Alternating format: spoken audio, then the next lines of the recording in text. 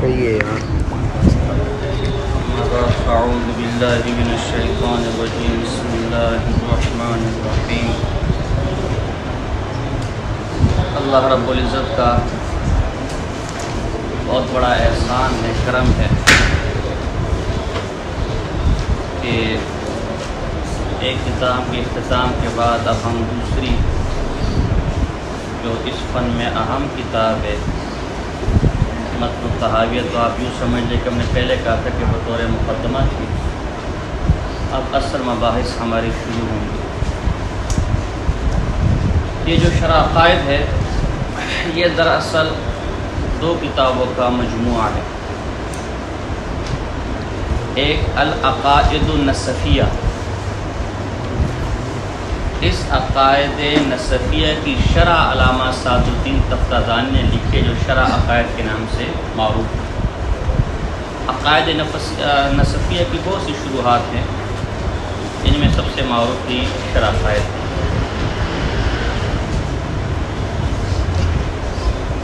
عقائد نصفیہ جو متن ہے ان کے مصنف کا نام شیخ الاسلام نجم الدین لقب ہے ابو حفص عمر بن محمد بن احمد النصفی،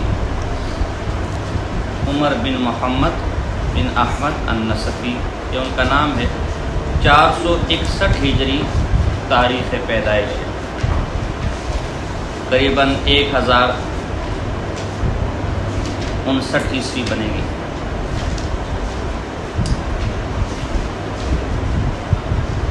اپنے زمانے کے بہت بڑے عالم تھے، علامہ ذہبی رحمہ اللہ نے سیر اعلام نبلاء کے اندر انہیں مفسر اور محدث متکلم کے الفاظ سے یاد کیا ہے۔ 550 سے زیادہ اساتذہ سے استفادہ کیا ہے۔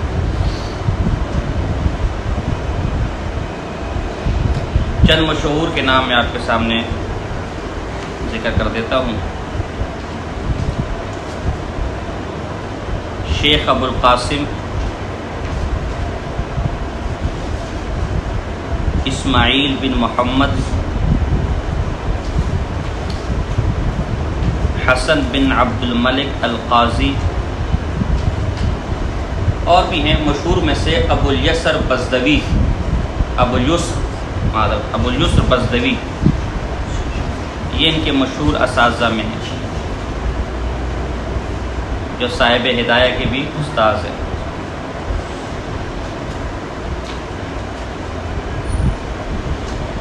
دس سے 12 کتابوں کے مصنف ہیں۔ ان کی مشہور کتابوں میں سے القند فی تاریخ سمرقند ان کی علماء اور حالات پر لکھی گئی ہے۔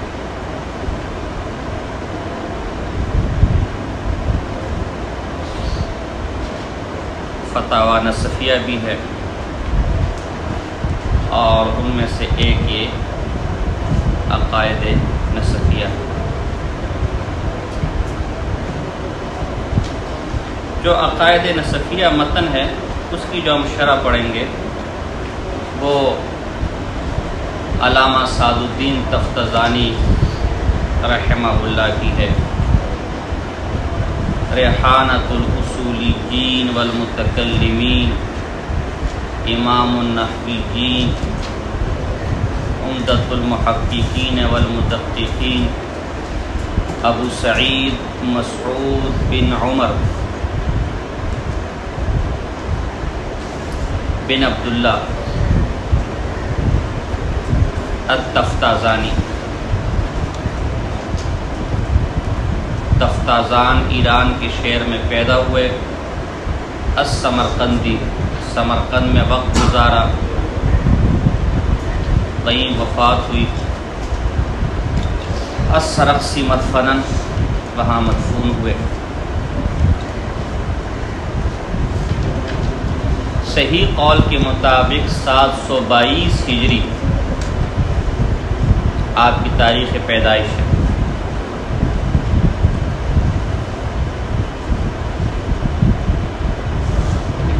داش کبری زادہ مفتاح السعادہ میں روایت نقل کرتے ہیں کہ ان کی قبر پر جو کتبہ لگا ہوا ہے اس پر تاریخ پیدائش یہی لکھی ہوئی ہے۔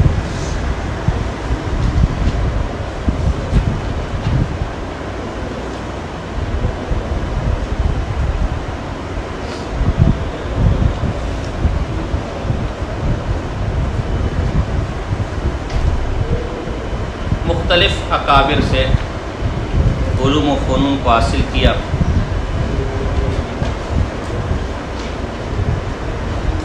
جن میں مشہور اساتذہ شیخ عزودین، جن کی العقائد العزودیہ جو ہمارے پاس موجود ہے، مشہور ہے۔ ان کا نام قاضی عبد الرحمن بن احمد بن عبد الغفار بن احمد الایجی، مشہور ائمہ علم کلام میں سے، کانا امام فی المعقولات۔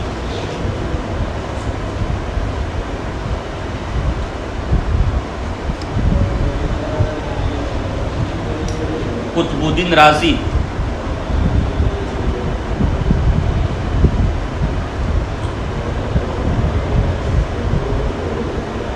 وہ بھی ان کے اساتذہ میں سے۔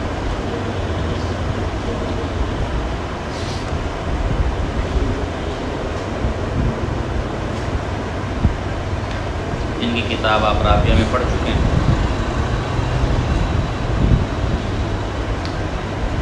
ان کے بچپن کا علامہ سعد الدین تفتازانی رحمہ اللہ کے بچپن کے میں یہ جو ہے کن ذہن تھے، ان کو سبق یاد نہیں ہوتا۔ تو شجرات الذہب یہ تاریخ کی کتاب ہے، ابن العین، تقریباً 10 جلدوں میں چھپی ہے۔ اس میں ان کا واقعہ لکھا ہے کہ ایک دفعہ استاد نے ڈانٹا پیٹا، یہ بیچارے سو گئے، تو رات کو خواب میں کوئی آیا، مطلب سوتے وقت خواب میں کوئی آیا اور کہا کہ آپ کو کوئی بلا رہا ہے۔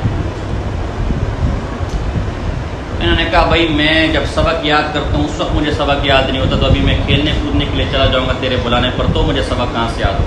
تو میں سبق یاد کروں، جاؤ اپنا کام کرو۔ پھر دوسری دفعہ آیا کہ بھائی آپ کو کوئی بلا رہا ہے۔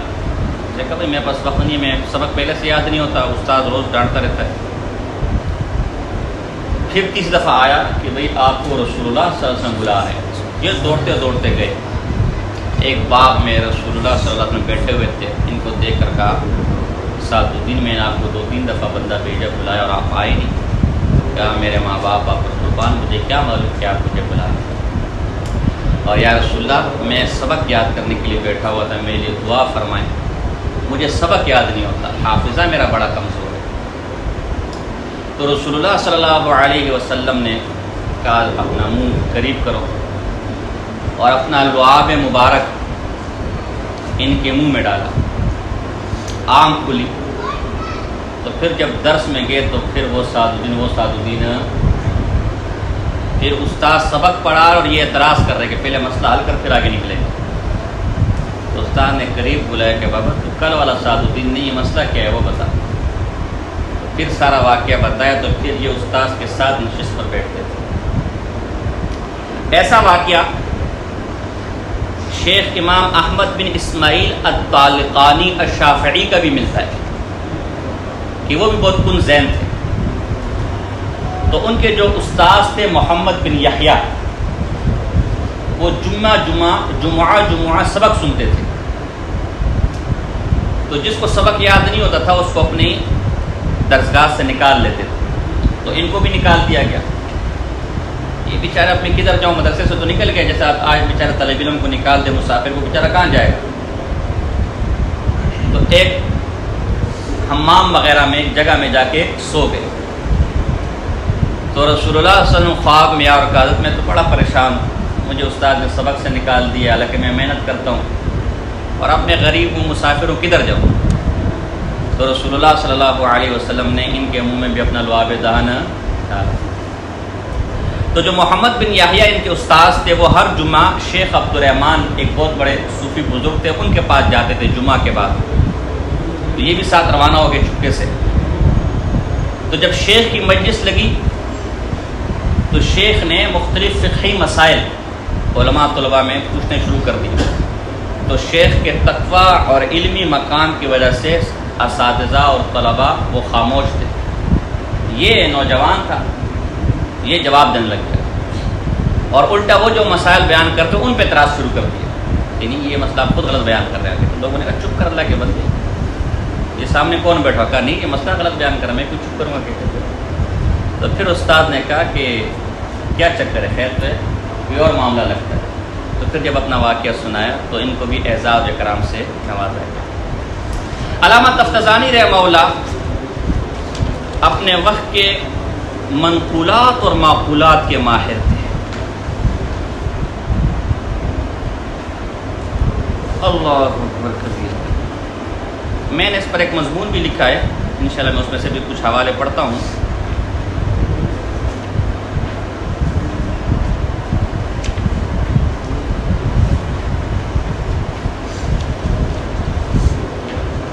آج کل کے بعض جو ہمارے بیچارے غیر مقلد حضرات ہیں، اور یہ مضمون بھی میں نے اسی غیر مقلد کی وجہ سے لکھا، وہ ان پر اعتراضات کرتے کہ معاذاللہ یہ بدعتی تھے. پھر میں نے اس پر مضمون لکھا، علماء نے جن کی تاریخ و توصیف بیان کی. مورخ ابن خلدون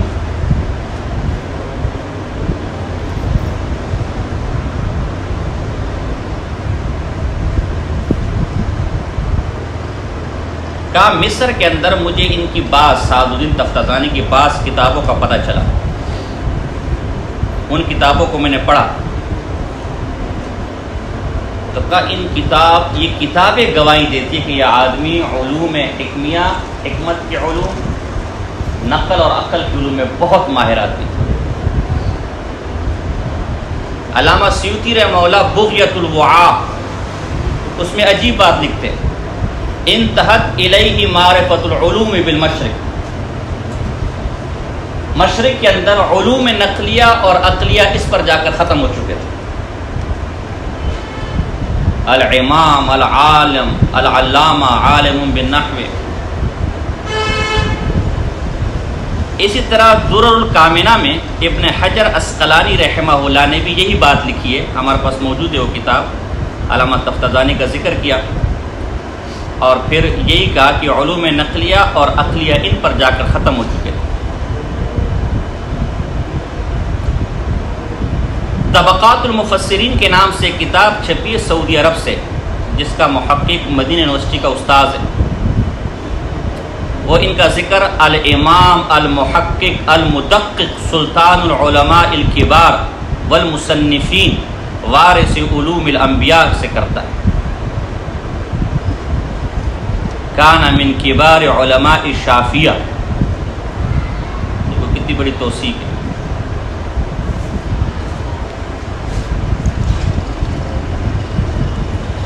ابن حجر عسقلانی فرماتے لم یکن لہ نظیر فی معرفت ھذہ العلوم. بلاغت، منطق، عقل، نقل، علم کلام، اس میں اس جیسا آدمی، اس کی مثل کوئی ملنا اس کے زمانے میں کیا تھا؟ مشکل تھا. الدر الکامنہ. اس کے علاوہ غیر مقلد حضرات کے جو ہیں، علامہ شوکانی نے بھی اپنی تاریخ میں ان کا بہت تفصیلی 3-4 صفحوں پر ذکر کیا ہے. تو میری کتاب ہے علمی مقالات، وہ انشاءاللہ جب چھپیں گی تو اس میں وہ مضمون آپ تفصیل سے پڑھ لیں گے.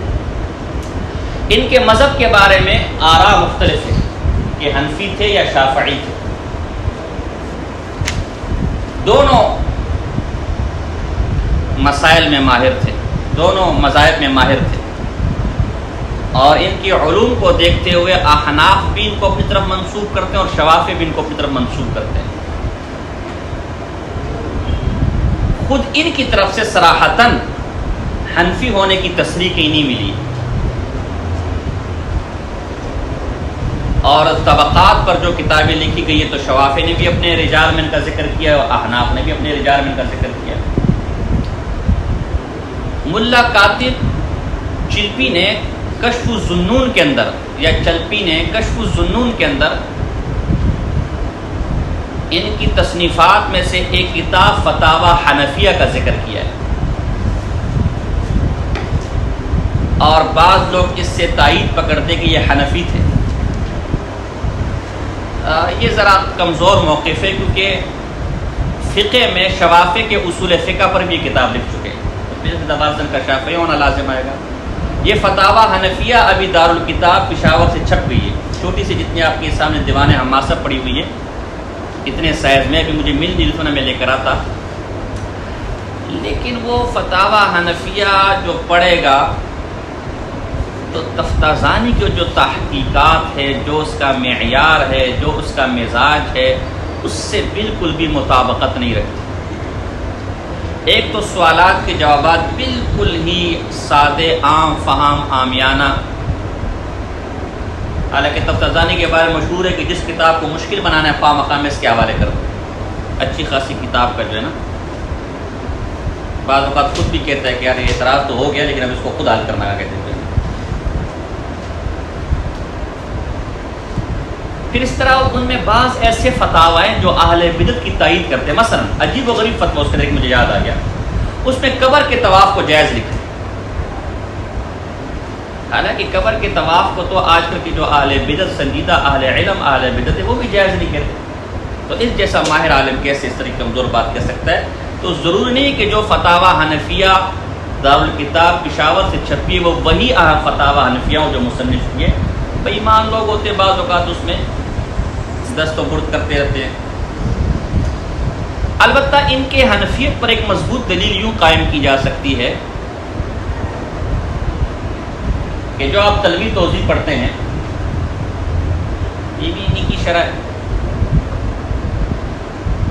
اس میں جب یہ احناف کا ذکر کرتے ہیں تو عندہ کہتے ہیں کئی مقامات پر، اور شوافع کے لیے خلافا للشافعی یہ اصطلاح استعمال کرتے ہیں، تو یہ عندہ اس بات کی دلیل ہے کہ فروع میں یہ آدمی حنفی ہے۔ مجھے موقع نہیں ملا، میں نے پہلے کہا نا، میں اپنے روزمرہ کی زندگی میں سب سے زیادہ تنگ مہمانوں سے ہوتا ہوں، تو کل بھی جو ہے نا وہ اچانک سے میں مہمان آ گئے، تو وہ پھر رات 11 بجے تک بیٹھے رہے، جو ہے نا سر میں درد کرتے رہے، تو ورنہ وہ مقامات میں نے نکال کے لانے تھے، آپ خود بھی جب آپ پڑھیں گے تو اس چیز پر غور کرنا۔ تو یہ ایک مضبوط دلیل ہے کہ یہ آدمی حنفی تھا۔ عقائد میں یہ کیا ہے؟ اشعری ہے یا ماتریدی ہے؟ تو شرح عقائد کے پڑھنے سے اندازہ ایسا ہوتا ہے کہ حضرت شیخ اشعری زدہ ماتریدی ہے، سمجھاتا ہوں، میں پہلے بھی یہ اصطلاح استعمال کر چکا ہوں، یعنی ہے تو ماتریدی جیسا شرح مقاصد پڑھنے سے بھی اندازہ ہوتا ہے۔ ان کی ایک اور کتاب ہے شرح مقاصد، 3 جلدوں میں، وہ ہمارے پاس موجود ہے، ان کی اس کی شروع کی 2 جلدیں حل کرنے والے کو منہ مانگا انعام دیا جائے گا، بلکہ میں نے بہت بڑی بات کر دی آپ میں سے، اس کی شروع کے 10 صفحے حل کرنے والوں کو منہ مانگا انعام دیا جائے گا۔ تو ہے تو ماتریدی، لیکن جہاں اشعریوں کی دلیل مضبوط لگتی وہاں ان کی بات کو بھی لے لیتا ہے۔ اسی بات کو قاری طیب صاحب رحمہ اللہ، حکیم الاسلام قاری طیب صاحب رحمہ اللہ نے علماء دیوبند کے متعلق کہا کہ علماء دیوبند اشعری زدہ ماتریدی، ویسے تو عقائد کی تفہیم میں اور طرز تسہیل میں ماتریدی آراء اور اصطلاحات کو ترجیح دیتے ہیں، لیکن جہاں دلیل اشاعرہ کی طرف مضبوط نظر آتی ہے تو ان کی قول کو بھی لے لیتے ہیں۔ چنانچہ خلف وحید کا مسئلہ جو ہمارے اکابر نے لیا ہے یہ اشاعرہ کا ہے، ماتریدیہ کا نہیں ہے، اور چونکہ اشعری اور ماتریدی دونوں عقیدے میں ایک بھائی ہیں، تو چاہے اشعری ہو چاہے ماتریدی ہو، کی فرق یہاں تو ضمنی مباحث جو پہلے میں کر چکا ہوں کہ بعض اوقات اصطلاح کا فرق ہوتا ہے، لفظی فرق ہوتا ہے، تو اس میں بعض مقامات اشاعرہ کو یہ ترجیح دیتے ہیں، جیسے کہ انشاءاللہ شرح عقائد میں، اور ان کی طرف سے زبردست دفاع بھی کرتے ہیں، جہاں جہاں صاحب عقائد نصفیہ نے اعتراضات کیے وہاں اشاعرہ کا زبردست دفاع بھی کرتے ہیں۔ ان کے زمانے کا ایک مشہور واقعہ ہے، اور وہ مشہور واقعہ ان کی وفات کا سبب بنا۔ اس واقعے کے متعلق آج جو میں انشاءاللہ کہنے لگا ہوں وہ آپ نے کبھی سنا بھی نہیں ہوگا۔ علامہ سید شریف جرجانی رحمہ اللہ، جو ان کے ہم اثر در خود بہت بڑے علوم عقلیہ کے ماہر تھے، بلاغت کے، منطق کے، فلسفے کے، حکمت کے علوم کے، وہ اولاً خود ان کی کتابوں سے استفادہ کرتے ہیں، تیمور لنگ اس زمانے میں جو بادشاہ تھا، دونوں درباروں زمانے میں بادشاہ بھی اپنے درباروں میں علمی مجالس لگاتے تھے. تو بادشاہ کی کسی علمی مجلس میں علامہ تفتزانی رحمہ اللہ پر اعتراض ہو گیا کہ آپ نے جو کشاف کے حاشیے میں اولئک علی ھدی من ربہم سورہ بقرہ، اس میں استعارہ تبعیہ اور تمثیلیہ دونوں معنی دونوں تسلیم کیے، یہ درست نہیں ہے. اور علامہ جرجانی اس کو غلط کہتا ہے، وہ کہتا ہے اس میں تبعیہ اور تمثیلیہ دونوں ایک ساتھ، کیونکہ استعارہ تبعیہ کے دونوں طرف مفرد ہوتے ہیں اور استعارہ تمثیلیہ کے وہ امور متعددہ سے انتزاع اس کا ہوتا ہے، تو وہ حکم مرکب ہوتا ہے، تو ایک ساتھ جمع نہیں ہو سکتے. بات یہاں تک بڑھی کہ ان کے لیے مناظرہ کی مجلس کا انعقاد کیا گیا. پہلا مناظرہ جو اس موضوع پر ہوا ہے استعارے پر، وہ ان دونوں حضرات کا ہے. اور نعمان الخوارزمی جو معتزلی تھا، اسے حکم بنایا گیا، ثالث بنایا گیا. اس نامراد نے فیصلہ علامہ سید شریف جرجانی کے حق میں دیا، کیونکہ معتزلی تھا اور حضرت جرجانی رحمہ اللہ صاحب کشاف کی تعظیم اور عزت کرتے تھے، وہ بھی معتزلی تھا، جار اللہ زمخشری. موقف اس کا مضبوط، ابھی میں آ رہا ہوں انشاءاللہ، علامہ تفتزانی رحمہ اللہ کا. لیکن فیصلہ اس کے حق میں دے دیا جس کی وجہ سے بادشاہ کے دربار میں علامہ سعد الدین تفتزانی رحمہ اللہ کا مقام ذرا نیچے ہو گیا اور علامہ جرجانی کا مقام اوپر ہو گیا. یہ بات ان کے دل کو لگ گئی کہ میرا شاگرد کل کا اور ایک علمی مسئلہ ہے، اس پر مجھے جان بوجھ کے رسوا کیا گیا. تو اسی غم کو لے کر چند دنوں بعد محرم الحرام 22 تاریخ پیر کا دن تھا، 22 تاریخ تھی، محرم الحرام کا مہینہ تھا، 792 ہجری پر ان کا انتقال ہوا.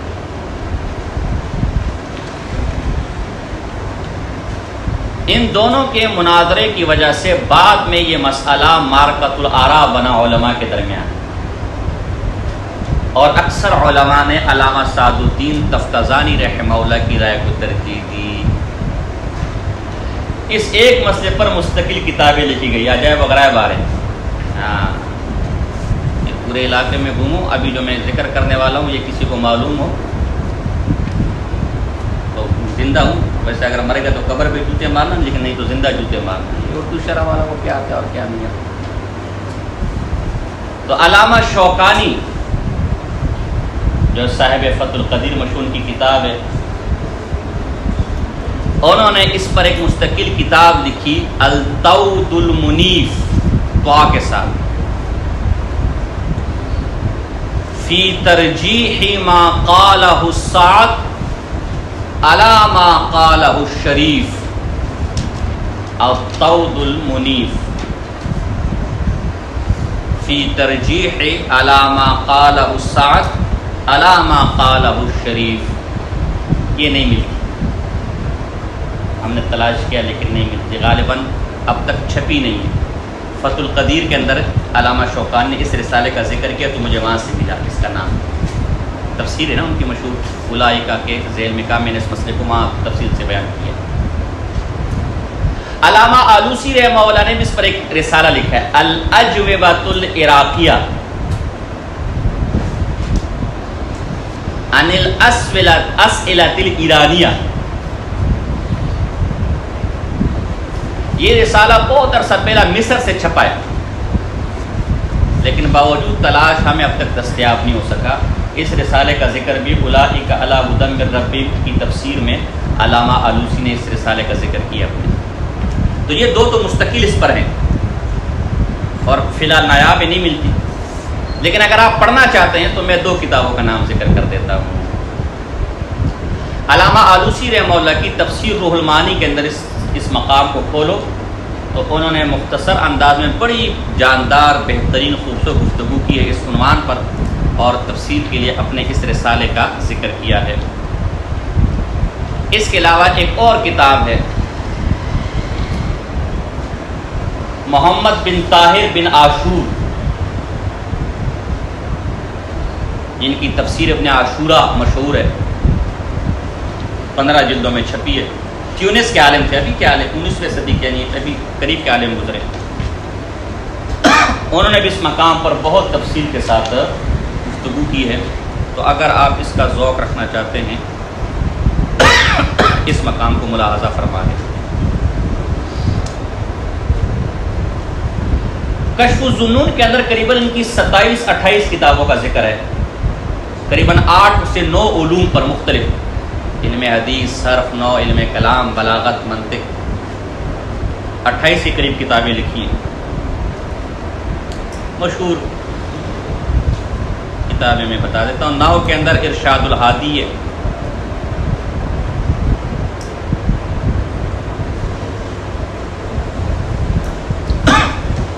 اصول فقہ کے اندر المفتاح، فقہ کے اندر المفتاح ہے جو فقہ شافعی پر لکھی گئی ہے۔ فتاوی حنفیہ ہے جو ابھی میں نے ذکر کیا، فقہ حنفیہ پر لکھی گئی ہے۔ تفسیر کے اندر تفسیر کشاف کا حاشیہ لکھا ہے۔ اصول فقہ میں التلویح، جس کو آپ توضیح تلویح کہتے ہیں۔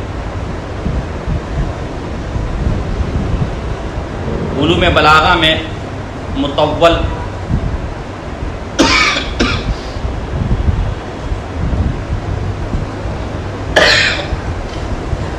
علم کلام میں شرح مقاصد، شرح قاعدہ نصفیہ، منطق اور کلام دونوں میں تہذیب المنطق والکلام، دونوں الگ الگ اب چھپ گئی ہیں، یہ منطق میں بھی اور علم کلام میں بھی۔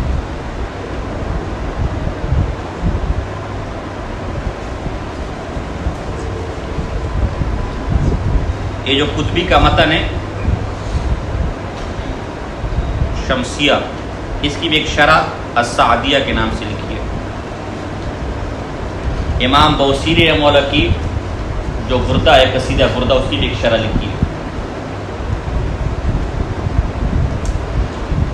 علامہ عبدالحی لکھنوی رحمہ اللہ ایک بہت بڑے ماضی قریب میں حنفی عالم گزرے، اور ناراض نہ ہونا، میں کہتا ہوں اگر زندگی نے وفات کی ہوتی اس کے ساتھ تو وہ شاہ ولی اللہ محدث سے دہلوی رحمہ سے بڑا حدیث کا عالم، کہ جس کے ہدایت کے حاشیے، شرح وقایہ کے حاشیے لکھے تو اس کی قدر نہیں کرتے۔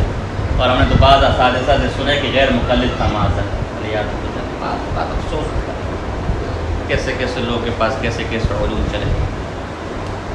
تو ان کی بھی قریباً ہر کتاب خریدنے کی ہم کوشش کرتے ہیں۔ ان کی ایک نایاب کتاب ہے جو میر محمد کتب خانے سے چھپی ہے، وہ کتب خانہ ہی ختم ہو گیا، الفوائد البہیہ فی تراجم علماء الحنفیہ، احناف علماء کے سوانے وغیرہ اس کو آپ اردو میں کہتے ہیں، تراجم وہ اس پہ جمع کیے۔ اس میں ان کی مختلف کتب کی سن تصنیف کہ کس زمانے میں کون سی کتاب لکھی ہے لکھا ہے۔ تو شرح عقائد کی تصنیف سے، تالیف سے فارغ ہوئے شعبان کے مہینے میں 768 ہجری۔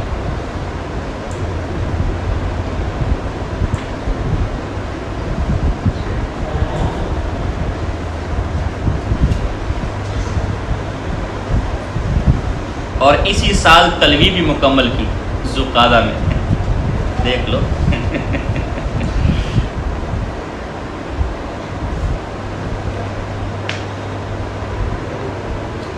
تو یہ اور بھی اس میں کچھ باتیں تھیں، لیکن ہم نے مختصر ماتن اور شارع کے بارے میں مختصر حالات آپ کو پتہ ہے۔ شارع کے اور بھی عجائب و غرائب ہے، لیکن وقت ختم ہونے والا ہے۔ کل انشاءاللہ ہم شرح عقائد کے جو بعض شروع اور حواشی ہیں، قریباً 20 سے 25 حواشی ہیں اور 4 سے 5 شروع ہیں، لیکن سب تو نہیں لا سکتے، تو جو عام حواشی اور شروعات ہیں وہ میں کل لاؤں گا بیگ کے اندر، تو آپ مدرسے کے گیٹ پہ کھڑے ہو جانا تاکہ وہ بیگ کیا کر لے وصول کر لے، تو ان کا میں کچھ تعارف آپ کے سامنے کروں۔ تو آج کے لیے اتنے کافی ہے، کچھ اور ذکر کریں یہ کافی رہے گا؟ عجائب وغیرہ ملیں گے یہاں میرے عجائب وغیرہ.